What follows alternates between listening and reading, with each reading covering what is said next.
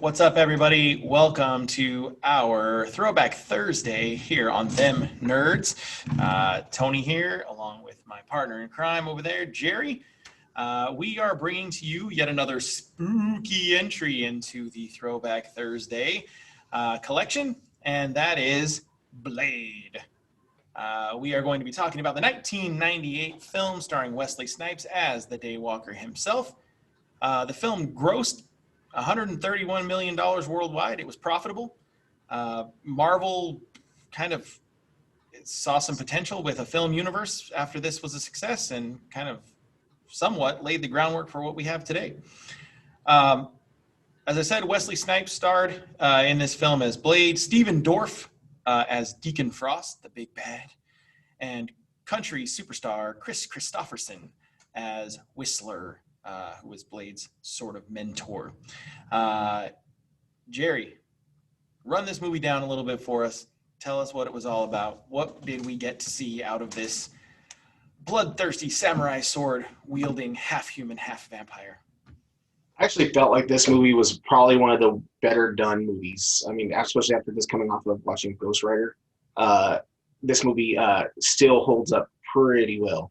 The basis is that it's Wesley Snipes, or Blade. His mother is bitten while she is pregnant with Blade, and he becomes half vampire, half human, or at least is immune to some things that vampires are. But he's also super strong and has some of the attributes that vampires have. Yeah. But he's also like a mixed martial artist and a swordsman, and he's basically a vigilante when it comes to vampires because of what happened to his mother. He goes around and he's killing vampires everywhere. And you learn in this one that vampires aren't afraid of crosses or anything else. Like it's like sterling silver, I believe it was, or some kind of silver kills them. And there's a lot of play on pepper spray that's infused with garlic. Yes.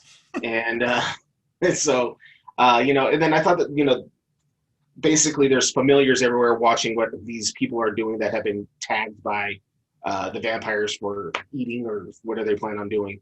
And so this is what he's going around, taking care of that situation. Right. But I think that this movie is probably one of the better ones we've watched so far. Yeah, I got to say, it definitely, when we talk about any of the films that are pre-MCU, there's always that sort of feeling of like, yeah, it was good, Yeah. Like the Fantastic Four are, that movies that were separate from the MCU. Like you watched them and you were like, okay, cool. It was a Fantastic Four movie, but it wasn't like, holy, that was a Fantastic Four movie. Yeah. And I feel like, Ghost Rider was kind of the same way. Watching it again all these years later, it definitely has that cheese on it. But Blade, yeah, watching it again, I mean, there's a little bit of cheese. I did get the impression that Snipes was kind of playing Blade as a mix between, the comic book faithful Blade character and like Dolomite or Shaft, with his trench coat. But it definitely, it holds up. I feel like it wouldn't be completely out of place if it was released today. Probably be okay. Yeah, I agree. And then I think what the benefit of the movie was the vampires, which were probably the most campy parts of the movie.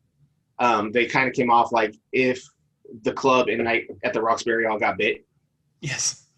You know what I mean? But I think that that's kind of the way that you take that vampires are going to be. They're going to be a little bit cornier. Because they're, you know what I mean? Like there's a whole scenes where it's just, like people getting their arms taken off, and then he like shows a gnarled up arm that he's taken and put back, had sewn on or grafted on or whatever ends up happening. And the one thing you can say is the movie has a great fight scene, and I did realize that Wesley Snipes was the originator of the hallway fight.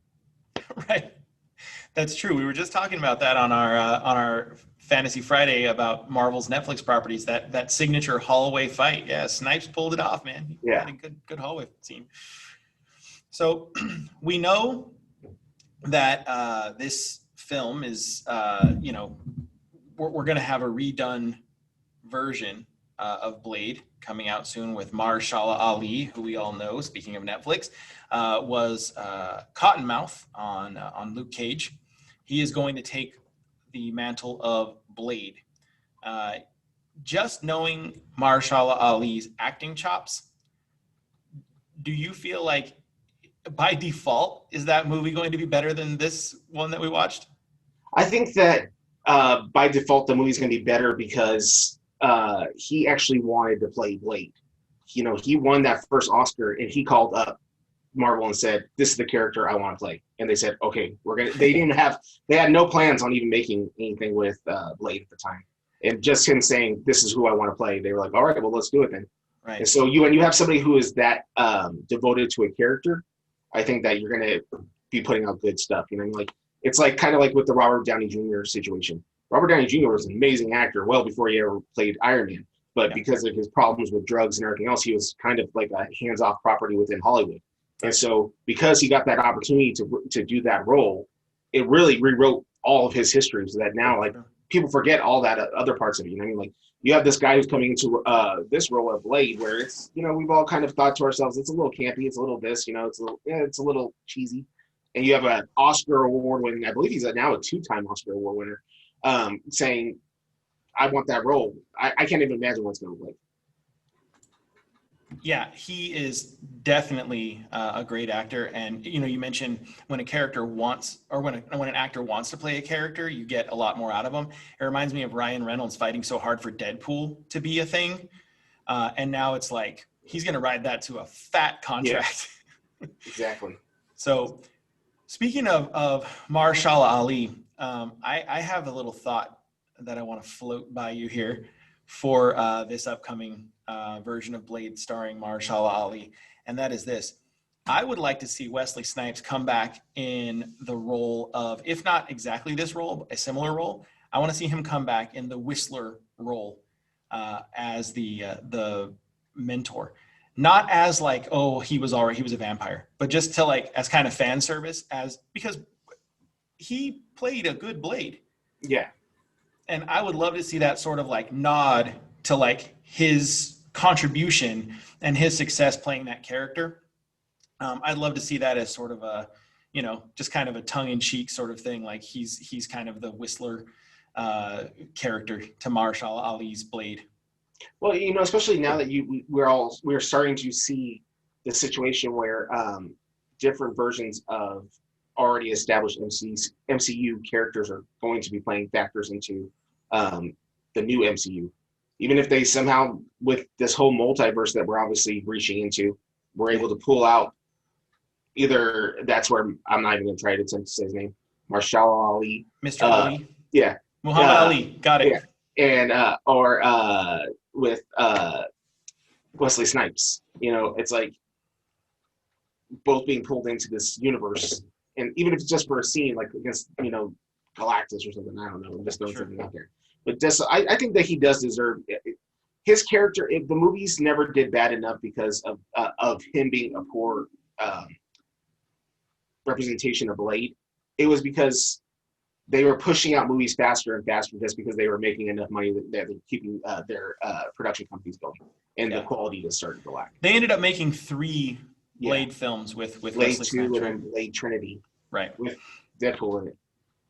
But right. It wasn't Deadpool, right? Multiverse. I feel like he did a good job, and I would like to see him come back. And when Mahershala Ali was announced as Blade, Wesley Snipes was like one of his biggest cheerleaders on Twitter. He was just like, "This is such a great casting. He's gonna kill it. This is gonna be so amazing." So that's pretty cool to see out of someone who, you know, he was kind of lobbying for the role again. Yeah. Oh yeah, I'm sure. And to see him be like, you know, no, this guy's great. This is going to be so good. I think it'd be cool to see him come back. There's only so many expendable movies you can be in.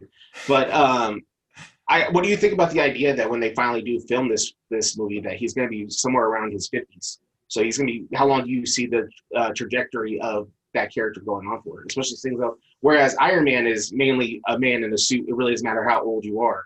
Right. This is like a role that's like, you know, and don't get me wrong, the guy's in great shape and I'm sure he can go on for 15 years, but. Yeah. I don't know. I feel like it's one of those characters where it would be easy enough to sort of write him off. Yeah, He's a vampire after all, and you just kill him off, yeah, stake to the chest, sort of thing. I think a lot depends on how successful it is. I mean, when you think of a character like Black Panther, uh, you know, Black Panther could have been a flop, and Chadwick Boseman could have gotten like 4 movies out of it and then been ridden off into the sunset. Um, it just so happened that he was amazing, and if not for his untimely passing, I think he would have been the cornerstone character for the MCU for the next foreseeable, couple phases at least. yeah, I think a lot depends on how Mahershala Ali is received, and I think that it's possible that of course he's got a unique look. Like he you can't really tell how old he is when you look at him because he's got yeah. kind of like his face is kind of like scrunched up when he talks and stuff. So like. Plus, they can de-age and they've got makeup and all of this stuff. So I don't know. I could see him being there for a long time if the movie is received well. Now, it is important to note that he's one of these kind of like boots on the ground kind of characters. He's not Captain Marvel. He's not flying into outer space and taking on the Skrulls and the Kree and all of these things. But He's like the street level grappler. right, yeah, he's on the same level as someone like Moon Knight or Punisher or even, I mean, Spider-Man to a certain extent, even though he's been in all of these big stories. Daredevil, like he's one of these like, kind of staying on Earth sort of characters in my estimation, but there's a lot they can do with him. And I'm really excited for the Mahershala Ali version. Yeah, I agree. So this was a good one. Absolutely. We're going to keep on trucking with a couple more spooky Throwback Thursdays this month. Don't forget to like and subscribe and turn on your notifications so that you know when we come out with new videos. Follow us on social media at We Them Nerds on Twitter, Instagram, and Facebook. Thank you for joining us today. Let us know in the comments, does Blade hold up for you? Was there any other spooky films that you'd like to see or any non-spooky films for the future? Let us know. That's it for us. Be good to each other. Bye.